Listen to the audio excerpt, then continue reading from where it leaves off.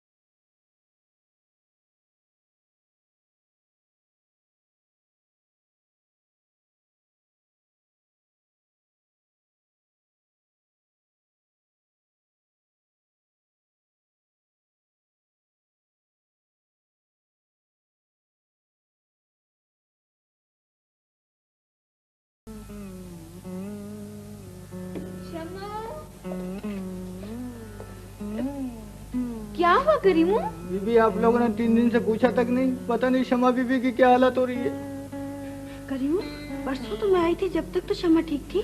बीबी, उसी दिन रात से शमा बीबी का मिजाज खराब है। लाहौर की कोठी छोड़कर अख्तर मियां ने अच्छा नहीं किया। इससे अच्छा तो शमा बीबी लाहौर में थी।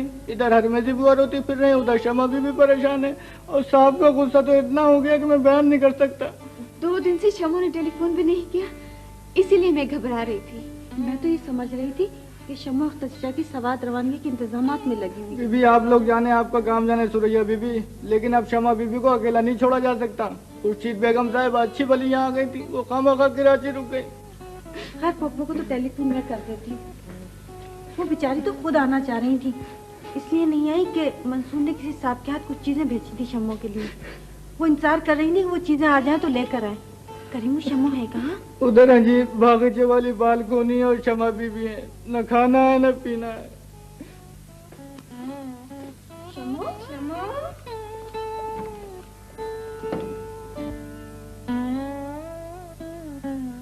शम्मो, शम्मो।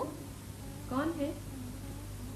हेलो हेलो भाई, मैं पाकिस्तान से मिसेस राशिद मुस्तफा बोल रही हूँ।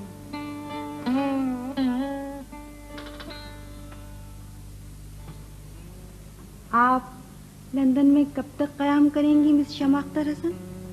हर कैदी परिंदा अपने पिंजरे ही को दुनिया समझता है। ये नज्म में बातचीत कब से शुरू कर दी? मेरी तो सीधी सी बात लोगों की समझ में नहीं आती। नज्म लिखकर किस किस को समझाऊंगी सुरैया बाजी? अरे शम्मो, तुम तो बहुत तेज बुखार चढ़ा हुआ है। मुझे तो मर जाना चाहिए।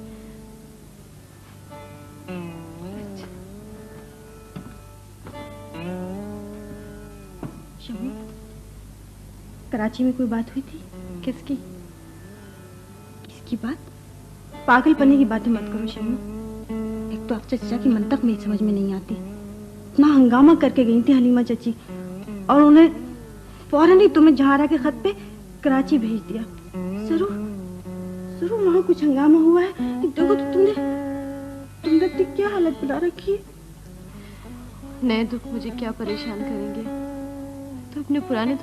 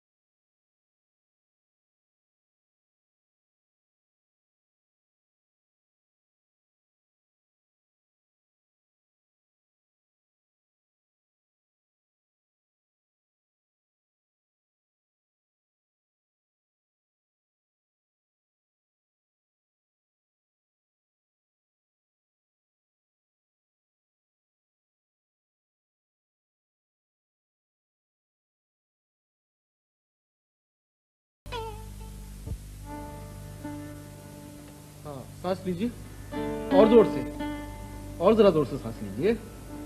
अरे परेशानी की क्या बात है, सब ठीक हो जाएगा इंशाल्लाह। 2-3 दिन की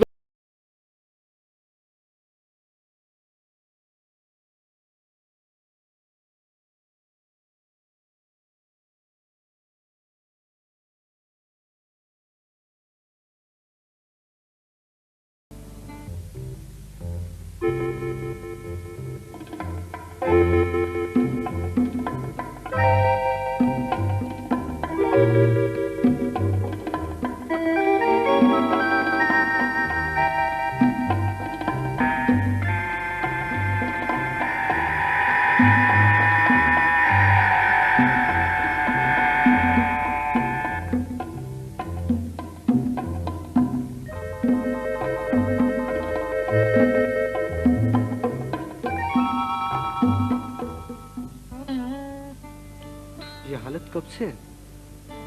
यही कोई 2 हफ्ते हुए हैं डॉक्टर। इससे पहले फिट्स वगैरह तो नहीं पड़े? दौरे तो कभी नहीं पड़े। आपने क्या डायग्नोज किया है डॉक्टर?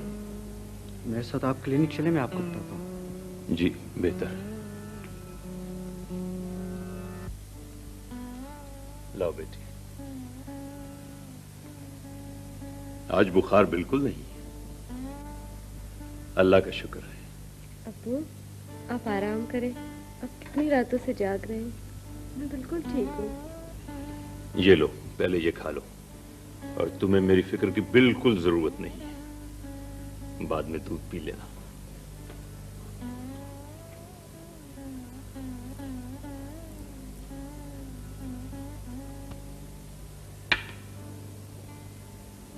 अब्बू, आप मुझसे नाराज नहीं है ना? मैं तुमसे बहुत नाराज हूं।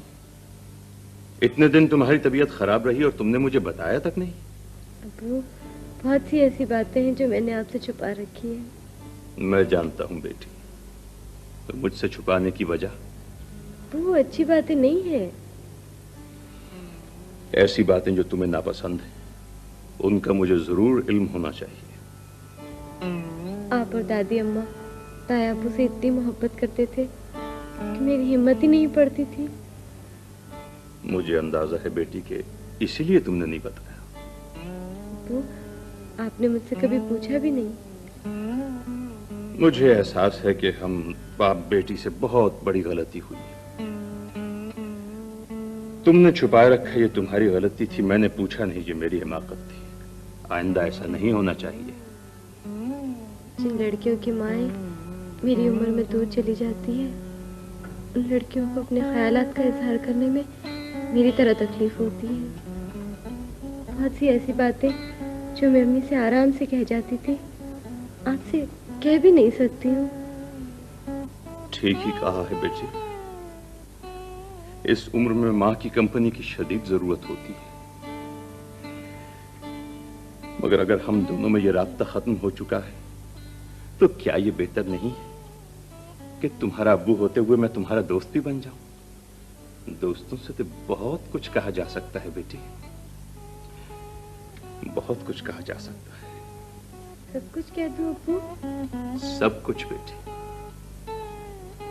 वो समझते हैं कि बीमार का हाल अच्छा है। लो, तुम्हारी शान में पूरी गजल कह दी, अब तो खुश हो?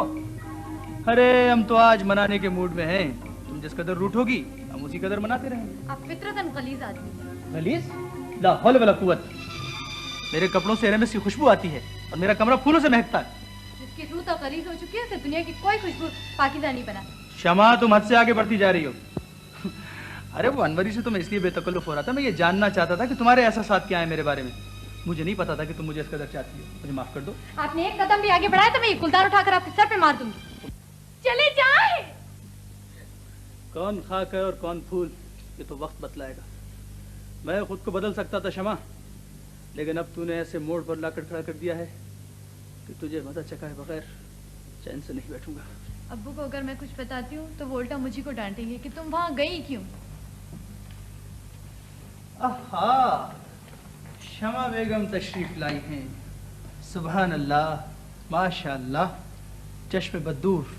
अरे भागी कहाँ जा रही हो भाई? आमदन व इरादत व रफ्तन व इजाज़त। तुम्हें मालूम होना चाहिए कि लोग आते अपनी मर्जी से हैं, लेकिन जाने के लिए मेज़बान से इजाज़त लेना बहुत ज़रूरी होता है। इनसे मुलाकात हुई जिनकी ज़िंदगी में सिवाय पछतावे के और कुछ नहीं। जी जी।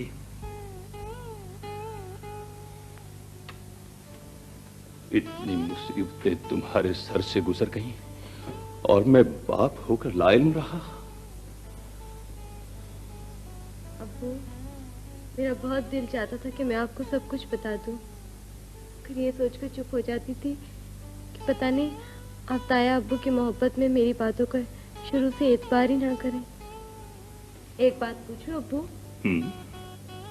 अब्बू, मैंने कमर भाई को कभी कोई खत नहीं लिखा। मैं शर्मिंदा हूं बेटी कि मैंने इस सवाल करके तुम्हारे एतमाद को ठेस पहुंचाई है। मुझे अब यकीन है कि वो खत भी साजिशों की एक कड़ी थी। हलीमा भाभी बारहा मुझे कह चुकी थी कि तुम कमर से शादी करना चाहती हो और मंसूर तुम्हें पसंद नहीं है। मुझे फिर यह भी झुंझुलाहट थी कि शायद मैं सिर्फ बिल्किस की वसीयत का एहतराम करते हुए मैंने मंसूर को तुम्हारे लिए सिलेक्ट किया है। मैंने तुमसे पूछा तो होता। इन तमाम बातों ने मेरे सोचने समझने की सलाहियत खत्म कर दी। मैंने अपने दिलो दिमाग से यह सवाल किए बगैर कि मेरी बच्ची ये गलती कर भी सकती है कि नहीं, तुमसे जवाब तलब कर लिया। गलती बड़ों से भी हो सकती है बेटी। मैं अपनी गलती का एतराफ कर रहा हूं। अब्बू, ये खत भेजा किसने है? अब तो इसमें कोई शक नहीं कि ये भेजने वाला कमरुल हसन ही है, क्योंकि खत के साथ एक बेनाम पर्चा था जिस पे लिखा हुआ था कि चंद वजूहात की बिना पर मैं आपकी और आपकी बेटी की इज्जत का तहफ्फुज कर रहा हूं, वरना मैं आप दोनों को आसानी से जलील कर सकता था। इसलिए मैं ये खत सिर्फ आप ही को रवाना कर रहा हूं। खैर, अब छोड़ो इन बातों को। तुम सो जाओ बेटी, आराम करो। शाबाश, शब बखैर। करीमो, जरा लाइट ऑफ कर देना। अब्बू, आप आराम करें, मैं सो जाऊंगी।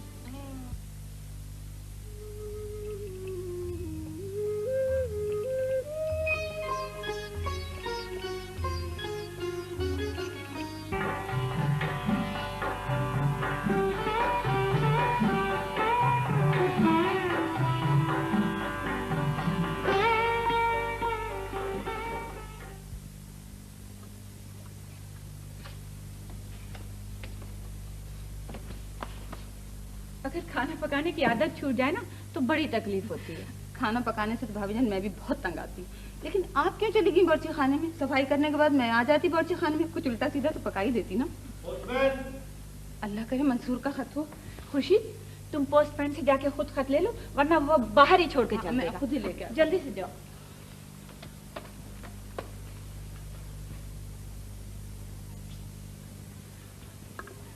भाभी जान, मंसूर का खत है। अच्छा, अल्लाह का लाख लाख शुक्र है, मेरा बेटा कितनी जल्दी जल्दी खत लिखता है। जाओ तुम भाभी जान का हाथ बता जाके।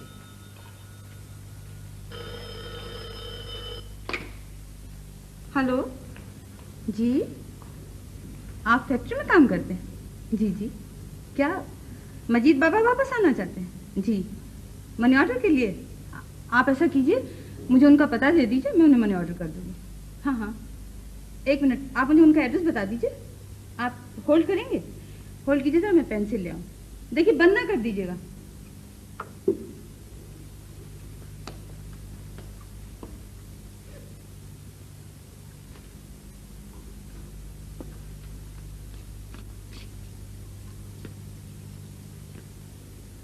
हेलो जी, लिखवाइए ना जी।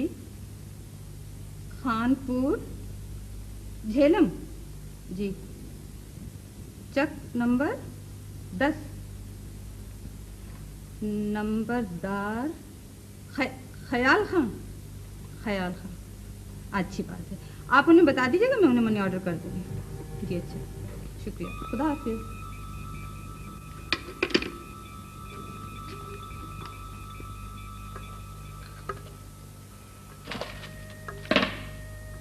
खत कहाँ गया?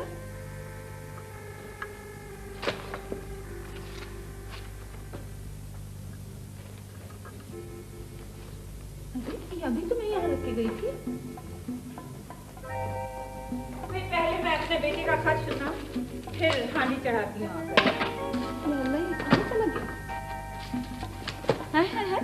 क्या ढूंढ रही हो कुछ?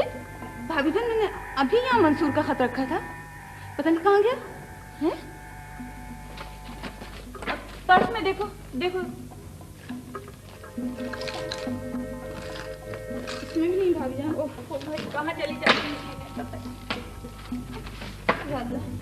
ये मेरी अक्ल को क्या हो गया, मुझे तो समझ में नहीं आता। मेरे बच्चे का भी खत आया था, कहाँ जा सकता है?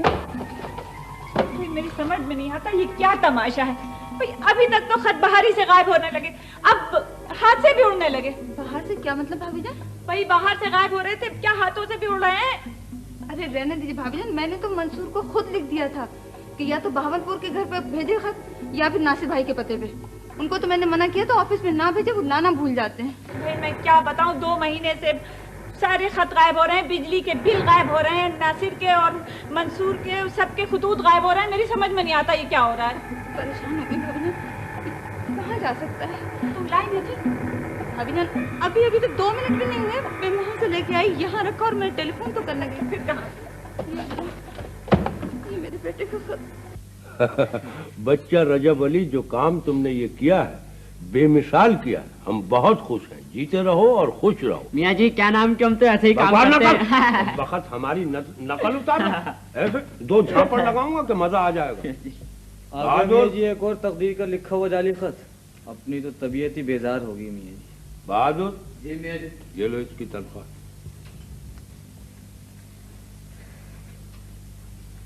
भाई ये पैसे मेरे को दे दे भाई, तू तो इसकी चर्च पी जाएगा भाई। माँ बीमार है, माँ की दवा लाऊंगा भाई।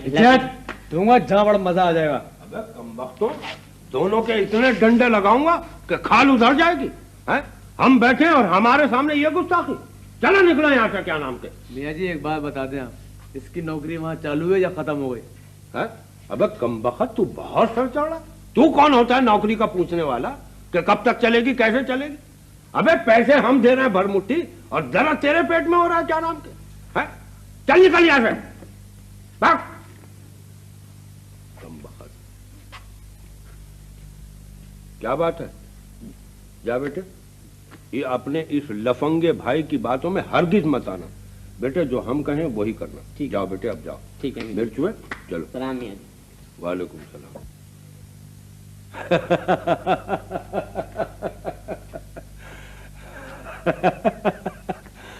अरे पीरबाश, अरे देख तो सही, क्या ही उम्दा काम हुआ है? अरे देख तो सही, ये खत तो उर्दू में लिखा हुआ है। मियाँ जी उर्दू में लिखा हुआ हो या अंग्रेजी में, मुसीबत तो मेरी है ना। अंग्रेजी में लिखा हुआ आता तो पढ़वाता फिरता फुटपाथ के लोगों से, और क्या आपका क्या जाता मियाँ? अरे क्या बात है, आज तुम सबका मिजाज तानाशाही क्यों होता चला जा रहा है? कम वक्तों को रोटियां लग गई हैं। मियाँ जी खुदा को मुंह दिखाना है, गुनाहगार बंदा बहुत कुछ करता है। मैं तो देख रहा हूँ मियाँ जी कि 1 गुना 2 गुना कुछ नंबर बढ़ते ही जा रहा है मियाँ जी। क्या वो खत काफी नहीं मियाँ जी जो मंसूर की माँ की तरफ से आपने मंसूर को भिजवाया? खत नहीं है मियाँ जी, वो बम का गोला है, बम का गोला मियाँ जी। वो सच्ची बात तो यह है मियाँ जी कि आज के जमाने का कौन सा ऐसा लड़का है मियाँ जी जो मजनू की तरह रोता फिरेगा? खत पढ़ते ही कर लेगा किसी मेम से शादी, बस और क्या। देखो पीर बख्श, हम अपने किसी काम में ज्यादा दखल दर माकूलात पसंद नहीं करते हैं। ज्यादा जबान चलाई तो कम वक्त तो ये समझ लेना कि पुलिस का हाथ सबसे पहले तुम्हारी गर्दन की तरफ बढ़ेगा। नजर भी तो ये आ रहा मियाँ जी, और रोना किस बात का है? अरे क्या बात है पीर बख्श? अरे बच्चे हमसे बहुत नाराज है। अरे बच्चे, अब हिम्मत हार रहा है जबकि लबेबाम 2-4 हाथ रह गए हैं। जरा गौर तो कर, सोच तो सही। अरे बुरे हैं भले हैं तेरे बहनों ही हैं। जो कुछ दाल रोटी तुम्हारे मुकद्दर में है, क्या नाम के, वो हमारे वसीले से मिलती है। अरे बेटे, वो दिन दूर नहीं जब हम अपने पढ़े लिखे दुश्मनों को दिखा देंगे कि जिन्हें तुम जाहिल और फरसूदा ख्याल करते हो, क्या नाम के, वो इतने अकल से चौपट भी नहीं है। तो ये सोच कि कितनी बड़ी खानका तामीर होगी उस 4 एकड़ जमीन पर जो हमने तुम्हारे वास्ते अलॉट कराई है। अरे तुम्हारे भाई बहन कब से बेचारे फूस की झोपड़ी में रह रहे हैं, उनके पास कोठी होगी, कोठी। सारे ख्वाब मियाँ जी बड़े सुहाने हैं, पर आपकी कसम कई महीने हो गए मियाँ जी, रातों की नींद हराम हो गई है। पुलिस की नजर से इंसान एक बार तो बच सकता है मियाँ जी, पर जो दिल अंदर से मलामत करता है मियाँ जी, वो तो जेल की सजा से भी ज्यादा बड़ी सजा है। जब मैं अपनी माँ की आंखों में आंसू देखता हूँ मियाँ जी, तो आपकी कसम रोने को जी चाहता है मियाँ जी, खुदा की कसम मर जाने को जी चाहता है।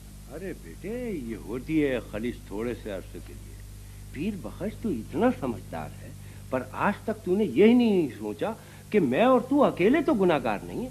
अरे हमारा पूरा शहर हम जैसे गंदुम नुमा जौ फरोशों से भरा पड़ा है। हाँ, कारोबार मुख्तलिफ हैं, सूरतें मुख्तलिफ हैं। तू ये नहीं देखता कितने ऐसे लोग हैं जो हमारे पास हर रोज आते हैं, हमें नजर देकर ये समझते हैं कि उन्होंने अपने हराम की कमाई को हलाल कर लिया है। अरे बेटे, तेरे खत का नतीजा सिर्फ इतना ही तो होगा कि मंसूर की शादी हमारी पोती से नहीं होगी। वो खूबरू पढ़ा लिखा लड़का है, कहीं और हो जाएगी। हाँ, उस बच्ची की शादी हमारे कमर मियाँ से होगी तो बेटे बहुतों का भला होगा। आजा बच्चे आजा, लिख, क्या नाम के, ये आखिरी खत है, शतरंज का आखिरी मोरा। अरे कौन जाने के शिकिश किसके मुकद्दर में है। देख तो सही कैसा बेमिसाल खत है। एक लड़की नौशाबा का जिक्र है जो मंसूर की दौलत है। छोटा सा खत है, जरा उजलत में लिखा गया। अच्छा ले, पढ़ ले, तू खुद ही पढ़ ले।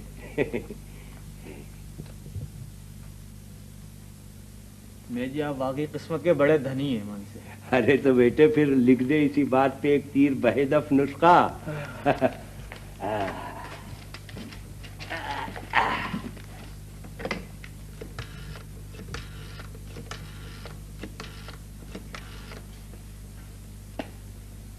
हेलो। अरे अपने नाना की जान कमरू। अरे बेटे, और कितना तरसाओगे है? अरे अपने बूढ़े नाना को सूरत नहीं दिखाओगे बेटे? अरे बेटे, हमने इतना ही तो कहा था कि तुम्हारे सितारे नहीं मिलते अनवरी से, और तो कुछ नहीं कहा था। वाकई उसका सितारा मुझसे नहीं मिलता। हाँ नाना मियाँ, आप ठीक कहते हैं। हाँ, खाना पकाना तो वो जानती नहीं है, बदतमीज और बेअदब हद दर्जे की है। हमेशा मुझे ताना देती रहती है कि मैं डिप्टी कमिश्नर की बेटी हूँ, बीए कर रखा है मैंने, और मुझे जाहिल समझती है। हाँ नाना मियाँ, नहीं चलेगी गाड़ी, आप ठीक कहते थे। अच्छा, हाय हाय हाय हाय हाय, नाना मियाँ ये किस बुते काफिर का नाम ले दिया आपने? अरे वो शमा की बच्ची तो नाक में मक्खी नहीं बैठने देती, बड़ी संगदिल है वो। अच्छा, आपको एतबार है नाना मियाँ? अच्छा, बनेगा काम? चलिए यूं ही सही, तो थोड़ा सा इंतजार किए लेते हैं। हाँ, आज मैं क्या कर रहा हूँ? आज तो नाना मियाँ मैं अपनी इस उजड़ी हुई एनेक्सी को दोबारा आबाद कर रहा हूँ। मुजरा है आज यहाँ, आइएगा ना? अरे आपकी रंगीन मिजाजी तो बहुत मशहूर है नाना मियाँ, ये रंग भी देख लीजिए। अच्छा बाबा, नाराज ना, आप तो काटने को दौड़ते हैं। अच्छा, बहुत याद सता रही है हमारी। बेकरार हो रहा है मैं देखने के लिए। अच्छा नाना मियाँ, आ जाते हैं? हाँ, यही कोई आधे घंटे में, बस जरा कपड़े बदल लूँ। अच्छा, ओके ना, खुदा हाफिज़। अबर मियाँ, हाँ, ये अटैची वगैरह सारा सामान के नीचे जाएगा? अरे सब नीचे पटकाओ, 1000 मरतबा कह दूं से मैंने। बहुत अच्छा, कोड बोला तो यार। और सुनो जी, ये सोफे वगैरह सब यहाँ से ले जाओ जी। बहुत अच्छा।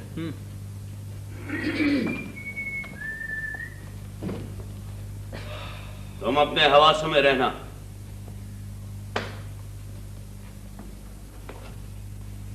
अनवरी यहीं रहेगी।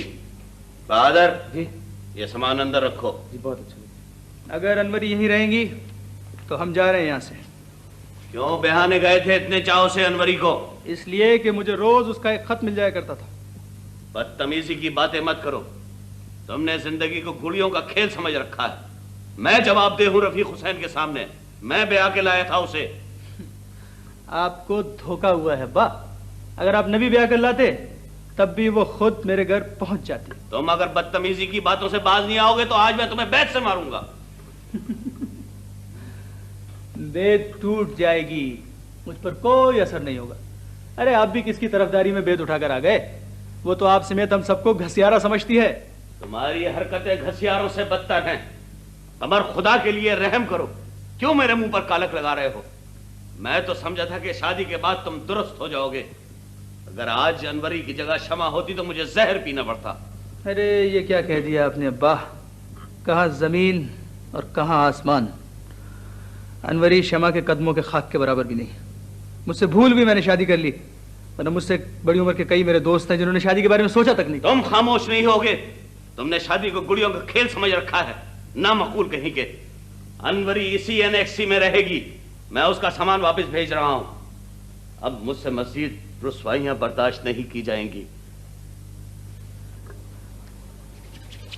अब्बा, मेरे अच्छे अब्बा। अब्बा मियाँ, अब्बा बात सुने ना, आप नाराज हो जाते हैं हमसे। अब्बा 1000 रुपए दे दीजिए ना। तुम बहुत बेहिस हो कमर। 3 महीने बाद जमीन की रकम हाथ आएगी। जब तक घर की दाल रोटी चल जाए तो गनीमत समझना। मैं तुम्हें 1000 रुपया लाकर कहां से दूं? कान खोल कर सुन लो। बदतमीजी की जरूरत नहीं है। अनवरी यहीं रहेगी। ठीक है, आप पैसे नहीं देते न दीजिए। हमारा दूसरा बैंक सलामत है। नाना मियाँ जिंदाबाद। नाना मियाँ, अपने नाना मियाँ से जितनी चाहे रकम ले लो। वो मेरे हिसाब में से एक एक पाई काट लेंगे। अब भी उनकी तरफ मेरे 50,000 रुपए बाकी हैं। देने का नाम नहीं लेते।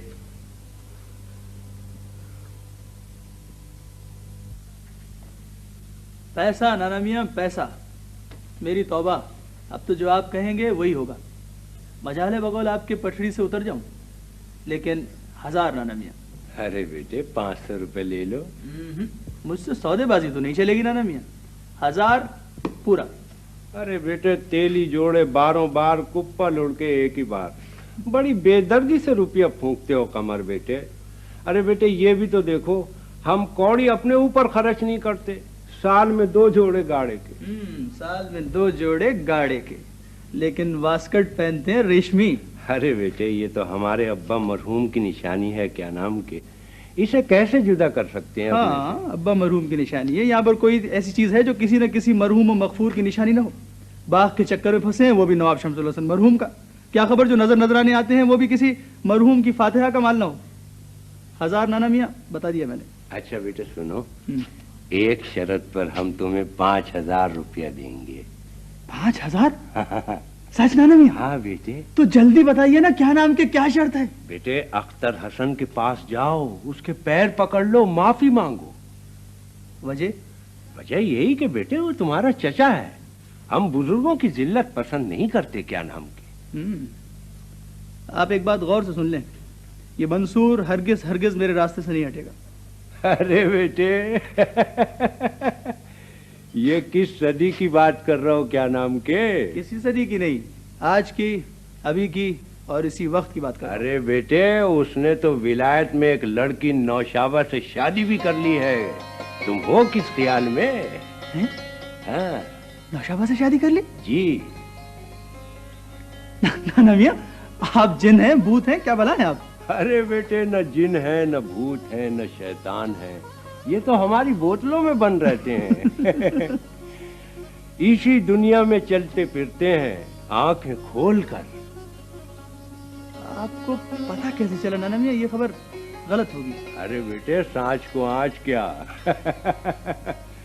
नासिर अब्बास के घर टेलीफोन कर डालो खैरियत का। तुम्हें खुद ही पता चल जाएगा।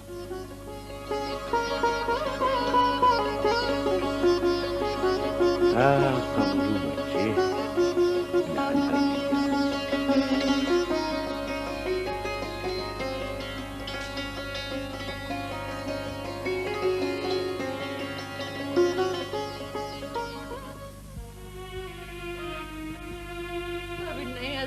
सकता, मेरा बच्चा ये नहीं कर सकता भाभी, मेरा बच्चा ऐसा नहीं कर सकता, नहीं ऐसा कर सकता भाभी।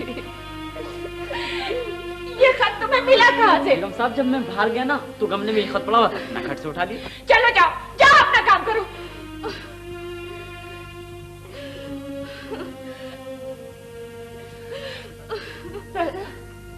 तुमने नासिर को फोन किया था? नहीं कर दिया था, जब गुम हो गया था तो ये क्यों मिला, फिर मुझे खत गुम ही रहता तो अच्छा था ना भाभी। ये 13 तारीख का चला हुआ खत, 3 महीने हो गए मेरे बच्चे का। क्या हुआ खुशी, क्या हुआ? हाँ?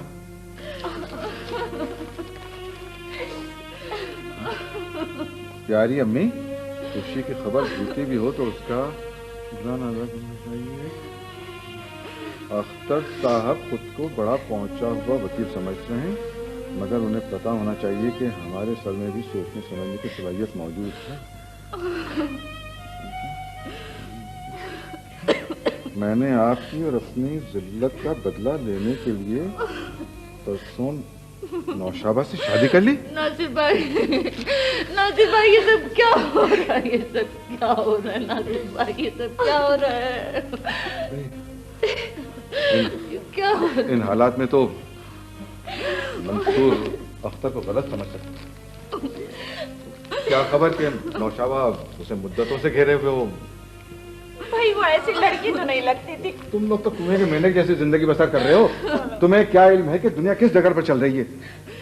ये नया खत? नहीं, ये वही खत है जो खो गया था, आज मिला है। खैर अब बहुत रोने धोने की जरूरत नहीं है, मैं अभी लंदन के लिए कॉल बुक कर रहा हूँ। चुप हो जाओ, खामोश, शाबाश शाबाश, चुप हो जाओ। क्या कर... ताहिर की बात हो चुकी है, मंसूर को हॉस्टल छोड़े हुए भी ये दूसरा हफ्ता है। वो लंदन में तो होगा। भाई लंदन से बाहर गया हुआ है। कहाँ गया है? मुझे पता होता तो बात ना हो जाती। अब आप ये कहिए कि आप या ताहिर दोनों में से कोई लंदन रवाना हो जाए, अख्तर भाई सुनेंगे तो कयामत हो जाएगी। तुम क्या खबर लाए? वही मनहूस खबर है, आफाक के पास नौशाबा का आखिरी खत 2 महीने पहले आया था। अरे हाँ, ये लड़का तो उसका मंगेतर है शायद। शायद उन दोनों की बाकायदा मंगनी हुई थी अब्बा। आखिरी खत जो नौशाबा ने लिखा उसमें उसने अपने वालिद की बीमारी का जिक्र किया है और लिखा है कि उसके वालिद लंदन आए हुए हैं इलाज के लिए, बस। बेटे तुमने क्या किया?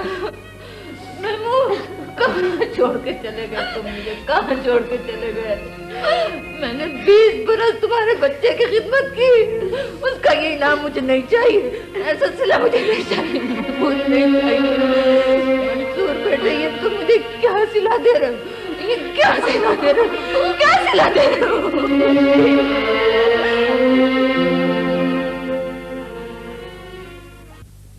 स्वात आप कल तशरीफ ले जा रहे हैं? जी हाँ, अब तो स्वात जाना जरूरी हो गया है। 2-2.5 महीने से टालता आ रहा था। अब सरदार साहब कराची जा रहे हैं इलाज करने के लिए, अब तो स्वात जाना ही होगा। वैसे आपकी मौजूदगी से शमा की तन्हाई का मसला जरूर हल हो गया। इत्मीनान से जाइए, अजरा तो रहेगी यहाँ।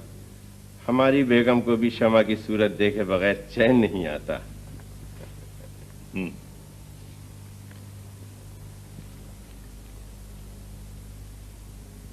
मंसूर का खत है, कई हफ्ते के बाद आया है।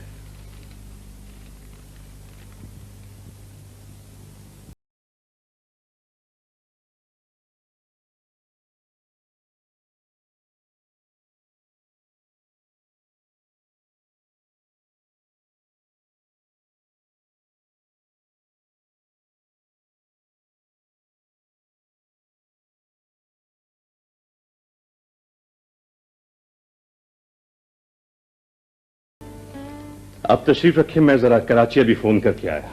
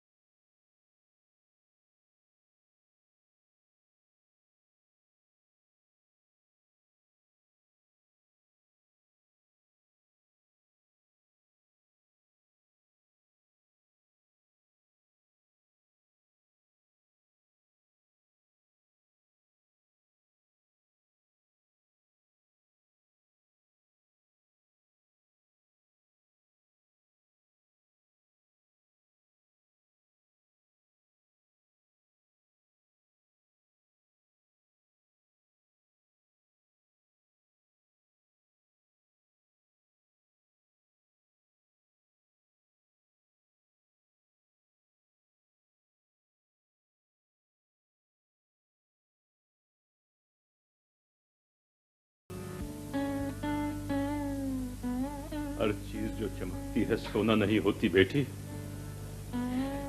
मैंने कमर को ठुकरा के तुम्हारे लिए मंसूर का इसलिए इंतखाब किया था,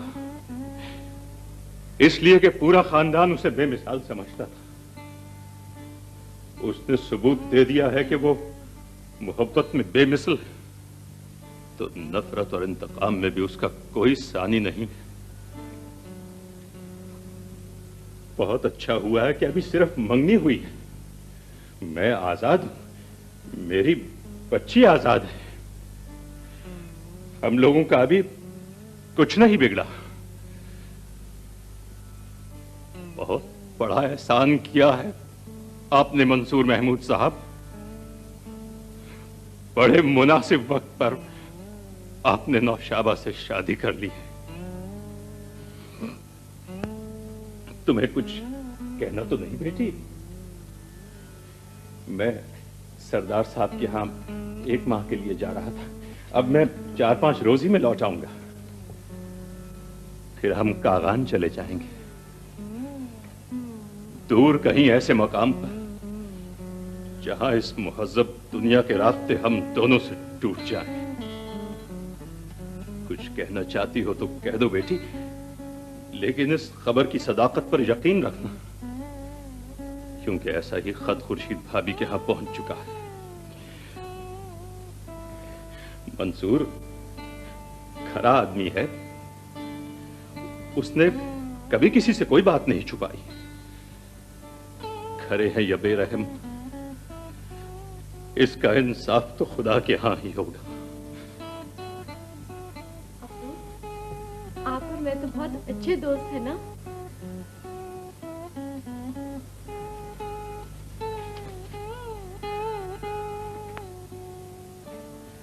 आ गया यकीन। अरे बेटे, हम जो बात कहते हैं सच कहते हैं। हमारा कहा पत्थर की लकीर बन जाता है। अब ये देखो कि आप ही आप रास्ते के तमाम पत्थर हटते जा रहे हैं। क्या नाम के? ए बहादुर जी, ये तुम्हारा भाई नासिर चाचा के मुलाजिम किस तरह हो गया? अरे बेटे, कौन मुलाजिम हो गया? कहाँ मुलाजिम हो गया? अरे बेटे, ये तो हमारा तुम्हारा मसला नहीं है। चलो बहादुर चर्चिए, चलो मिर्चुए, चलो भागो यहाँ से। बहुत अच्छा। नाना मियां, आप नहीं जानते ये सख्त नाकाबिले एतबार लोग हैं। अरे बेटे, हमारे हक में बदरुल अज़न और हलीमा से ज्यादा वफादार साबित हुए हैं। अच्छा खैर, छोड़ो इन बातों को। ये बताओ कि तुम अख्तर हसन के पास कब जा रहे हो? जाने का फायदा क्या? आप समझते हैं नाना मियां कि शमा को मंसूर से नफरत हो गई होगी? हरगिज नहीं। आप देखते रहिए, आज या कल में वालिद माजिद साहबजादी को लेकर इंग्लैंड रवाना हो जाएंगे। अरे बेटे, इसी मुसीबत को रोकने के लिए तो हम तुम्हें बहावलपुर भेजना चाहते हैं। बड़े भोले बनते हैं आप नाना मियां। मेरी बीवी मौजूद है। अख्तर चाचा आपकी तरह नहीं सोचते कि पहली बीवी की मौजूदगी में साहबजादी का हाथ मेरे हाथ में दे देंगे। अब तो सिर्फ सब्र कीजिए, सब्र। न मेरी तकदीर आपके हाथ में है और न शमा की। अब तो मेरा भी दिल उस बदनसीब पर दुखने लगा है जिसे इतने सारे लोग खुश रखने की कोशिश कर रहे हैं। उस बेचारी पर मुसीबतों की बारिश हो रही है। मेरा तो ख्याल है नाना मियां, आप शमा की बेहतरी की दुआ कीजिए। अरे बेटे, इससे बढ़कर बेहतरी की सूरत क्या हो सकती है कि वो तुम्हारी दुल्हन बनकर आ जाएगी। समझते ही नहीं हो क्या नाम के? अपने बाप की तरह कूड़ मख्त बनते चले जा रहे हो। अच्छा बेटे छोड़ो, अब तुम घर जाओ और हलीमा को मेरे पास भेजो। मैंने अनवरी को कोसने से फुर्सत होगी अरे तो भेज देंगे। अनवरी की बच्ची तो इसी काबिल है, इसी लायक है। हमारे कमरों को बेसुकून कर दिया। क्या नाम? अरे मुझे समझ क्या रखा है? कमर, तुम समझते हो मैं जाहिल औरतों की तरह बैठकर आंसू बहाऊंगी? हरगिज नहीं। दुनिया बहुत बड़ी है। तुमको भी दिन में तारे ना दिखा दिए ना तो मेरा नाम भी अनवरी नहीं। अरे एक तार नहीं छोड़ूंगी। मैं कह रही हूं, तू यहाँ काय को लरज रही है खड़ी हुई? चल जाके किश्ती देकर आज के सामने पटक आ जाके जा जल्दी से। मैं यहीं पे बैठी हुई हूँ, मरी क्यों जा रही है? तेरे साहब ये कह गए थे जब तक मैं आऊं नहीं तुम यहाँ से हिलना जुलना नहीं है, कहीं जाने ना पाए। आज तो मेरे को दुल्हन बीबी मारेगी जरूर बहन साहब, मेरे को नहीं भेजा। अल्लाह कसम बहन। फिर वही टक्कर की तूने। चल जाके जा यहाँ से खाना देकर आ। अरे दरवाजा खटखटा के दे दे उसको। चल। बड़ी मुश्किल आ गई मेरी तो।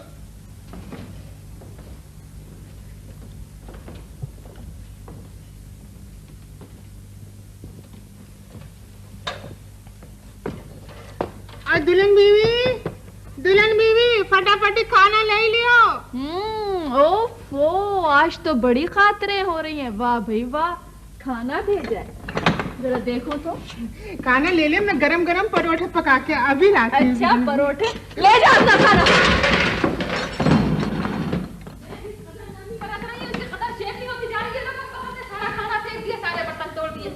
अरे एक प्लेट का हिसाब अगर तेरे बाप से ना पैसा वसूल किया हो ना, मैंने तो तेरा नाम पलट के रख दूंगी मैं तेरा। तुमने समझा क्या है? आपकी बच्ची तो होती कौन है? लुदी देख लो अपनी कही थी बहू के कत्तू की। देखो बर्तन फेंक दिए, सब खाना फेंक फाक के रख दिया, सब तोड़ ताड़ के रख दिया। तुम तो अब भी यही कहना कि हलीमा तुम झगड़ा फसाद खड़ा कर देती हो। अरे मुझसे कसम ले लो, जो मैंने सुबह से एक भाप भी निकाली हो अपने मुंह से। चलो तुम अंदर जाओ, अंदर जाकर बैठो। लो और सुनो, वो भी मुझे डांटते हुए चले आ रहा है। अरे मरे को मारे शामदार, तुम भी हमेशा मेरी गर्दन दबाने के लिए चलो चलो चलो चलो जा रहे हैं, हम खुद जा रहे हैं। जल्दी शब्बो, तुम ही यहाँ से।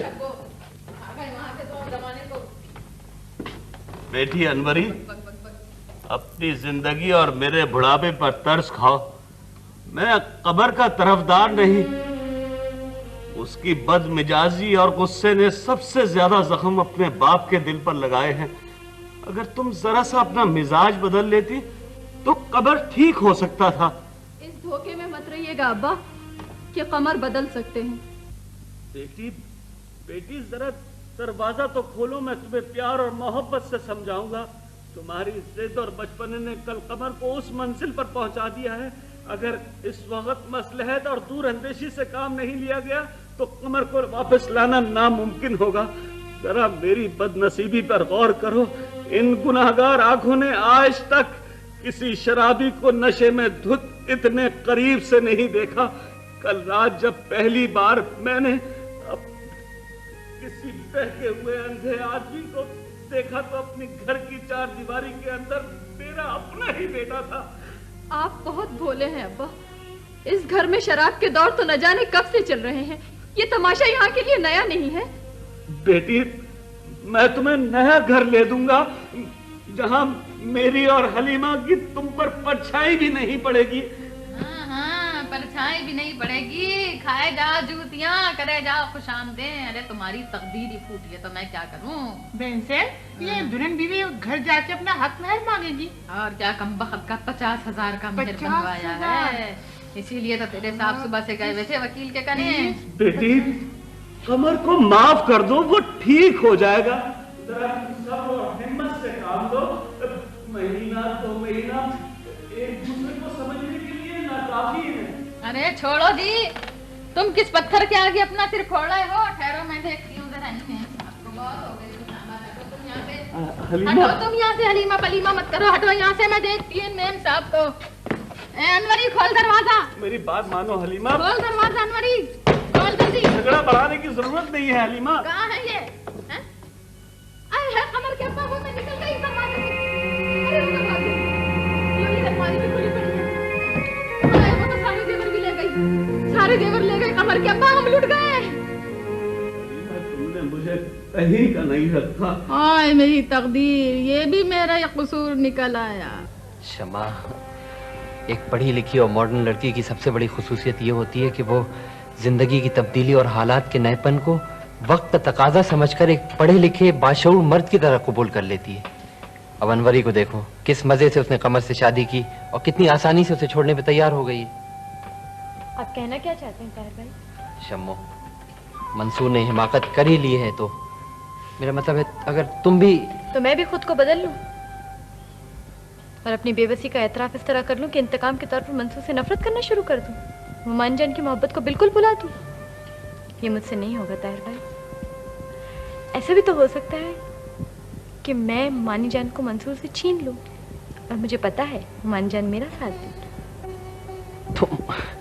शमा, तुम जज्बाती हो रही हो, या तो तुम मेरी बात समझ नहीं रही हो या सिरे से समझना ही नहीं चाहती हो। तुम खुर्शीद पप्पू की सारी जिंदगी नहीं गुजार सकती शम्मो। कमाल है ताहिर भाई, मंसूर नहीं होंगे तो जैसे मेरा जिंदगी गुजारना मुश्किल हो जाएगा। मंसूर से सिर्फ मेरा एक रिश्ता टूटा है और वो भी शायद इसलिए कि ये बंधन नया था और मंसूर खुद इसे एक कमजोर बंधन समझते थे। अम्मी ने मुझसे दूर जाकर मुझे जिंदगी गुजारने का एक नया सबक सिखाया है। और मैंने अपनी जिंदगी गुजारने के बहुत से उसूलों को बदल दिया है। ये भी तो ज़रूरी नहीं कि जिसको मैं चाहूँ और जिसको मैं पसंद करूँ वो ज़िंदगी भर मेरा हाथ थामे बैठा रहे। ये भी तो हो सकता है कि वो मुझसे इतनी दूर चला जाए कि उसका वापस आना भी नामुमकिन हो जाए। क्या मैंने अम्मी और दादी अम्मा की मोहब्बत को छोड़ दिया? नहीं शमा, नहीं, तुम ऐसा हरगिज न करना। मंसूर बिल्किस चची और दादी अम्मा जितनी मोहब्बत का हकदार हरगिज नहीं है। वो नहायत बेरहम इंसान है। आप ऐसा क्यों चाहते हैं ताहिर भाई कि मंसूर मुझ पर रहम करे, तरस खाए? खुदा मेरे अब्बू को सलामत रखे। ऐसे हजारों मोहब्बत और हजारों रिश्ते में अपने मेहरबान बाप की खातिर कुर्बान कर सकती हूँ। आप तो बहुत साफ को और सच्चे आदमी समझे जाते हैं। आप मुझसे ऐसी गोलमोल बातें क्यों कर रहे हैं? सुन लीजिए ताहिर भाई, आप यही जानना और मालूम करना चाहते हैं ना कि मैं मंसूर से कितनी मोहब्बत करती हूँ, ताकि मेरे इस मोहब्बत के नजराने को लेकर आप मंसूर की तलाश में निकले और उनसे मेरे लिए मोहब्बत की भीख मांगे। ये नहीं होगा ताहिर भाई, ये नहीं होगा। लीजिए ये मोहब्बत की मंगनी की झूठी निशानियां। हो सके तो अपने दोस्त को वापस कर दीजिएगा। मुझे किसी की भी जरूरत नहीं। मेरा बाप मेरा दोस्त है और वो मेरी मोहब्बत का तलबगार। मुझे उनके सिवा किसी की भी जरूरत नहीं है, किसी की भी जरूरत नहीं है, किसी की भी जरूरत नहीं।